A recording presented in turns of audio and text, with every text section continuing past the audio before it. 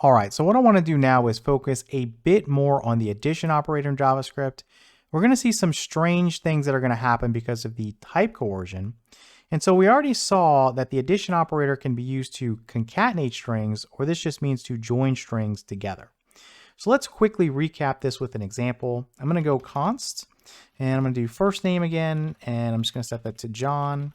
And let's go const last name, and let's set this equal to Green. And then let's go const city. And right now I'm in Irvine, so let's put that, okay? And then we can set up a little greeting. So let's go const and we'll go greeting. And of course we can use backticks. It would be much easier to use backticks. You wouldn't have to worry about the space. But for right now, I'm going to use this plus operator because we're specifically going to work with this in this lesson. So I'm going to put hi, comma, I'm going to put a space here. Then plus, I'm going to put my first name variable. Then plus, I need a space here, okay? Then plus, I'm going to put something like, well, I need my last name. So let's put last name and then plus. I'll put a little sentence here and I'm going to put a space here to start. So, and I live in, I'll put a space here and then plus city, okay? And then plus, you want a period. So you see how much work this is. If I was using the backticks, I wouldn't need to worry about all these spaces and stuff. I could just type it, and then anytime I had a variable I want to reference, I use the $ in the curly braces. Okay, but we've already seen that. I'm just demonstrating this because we're going to work with the plus operator. So let's just quickly console.log our greeting variable and see what we get. I'm going to pop open my terminal, and I'm going to go ahead and run my file, and I get, hi, I am John Green, and I live in Irvine. Okay, so nice and simple. Let's minimize this. Okay, so now that we understand about the string concatenation with the plus operator, let's look quickly at adding two numbers using the plus operator, and then I'll get into the type coercion. So let's say you had something like const. Let's just do number 1. And for right now, let's set this equal to 9 plus 3. Okay, so we'll talk more about the order of operations or the operator precedence in a future lesson. For right now, you just need to know that what happens here is JavaScript looks to evaluate what's on the right side of this equal sign or this assignment operator first. So it says, hey, what is 9 plus 3? That's 12. So then it assigns that value to our variable number 1. So if we go console.log and we do our number 1 variable, okay, let me pop the terminal back open. Let me clear this out and run it. We get 12. Okay, so that's as expected, no problems there. But what I want to do here, let's delete that, and let's come down here and set up another variable. So I'm going to go const number 2, and I'm going to set this equal to 3, okay? So now I'm going to go const sum, and I'll say this is equal to number 1 plus number 2, okay? And if we do this, if we console.log the sum variable, we know that we're going to get 12, okay? So I just want to show you that real quick. So let's go ahead and clear this and run it again, and we get 12, okay, as expected. So no problem so far. Now, what I want to do here is just focus a little bit on something known as the type coercion. Since JavaScript is a dynamically typed language, the values can be converted between different types automatically when we apply operators to values of different types. So what I'm going to do is throw a third number in here.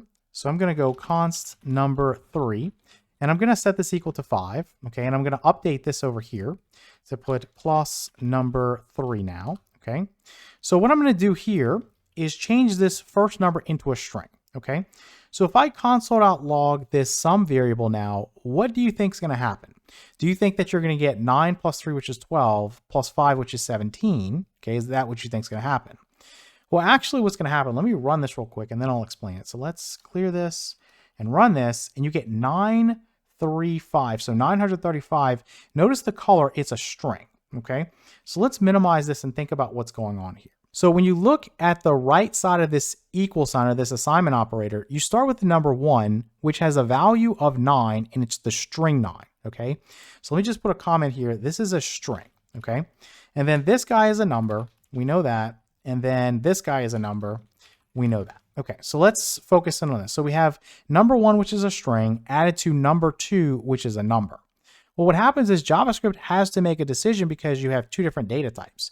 One's a string, one's a number. So JavaScript decides to convert this number to the string, okay, to the string, and I misspelled that, so to the string 3, Okay, so now they're going to concatenate strings. It has the string 9 and the string 3. If I added those two guys together with the plus sign, it would be string concatenation. I'd have 93. Then it does it again. Okay, so it has 93 now. It adds it to the number 5 by first converting this guy to the string 5. Okay, and then it does string concatenation. So you get 9, 3, and then 5. So 935 as a string. So there's ways to fix these things, and I'll talk about that towards the end. For right now, we just need to understand that we're getting a string as a result. So I can even do the type of here operator to prove this. And just to further cement this, you can do type of, and then what I'll do is inside the parentheses, I'll do 9 and then plus 3 like this, okay? And then we'll just do type of, and we'll do 9 plus 3. So this first guy, this sum variable should be a string. The second guy would be a string. It's the same process. And the third guy would be a number, okay, just for reference sake. Let's go ahead and pop open the terminal, clear this, and then we'll go ahead and run this, and we get string, string, and number. Okay, so the first guy is a string because it's the sum variable. We're looking at the type of the value there, which in this case is the string 935. The second guy is a string because I have the string 9 being added to the number 3. Again, you get the type coercion there. So this changes to the string 3. So you'll get 93 as a string there if you were to log that value to the console. Then here you have 9 plus 3. They're both numbers. So you stay as a number. The result is 12. Okay, so let's erase this real quick. So let me just change this real quick to a number. And I'm going to update this and say this is a number.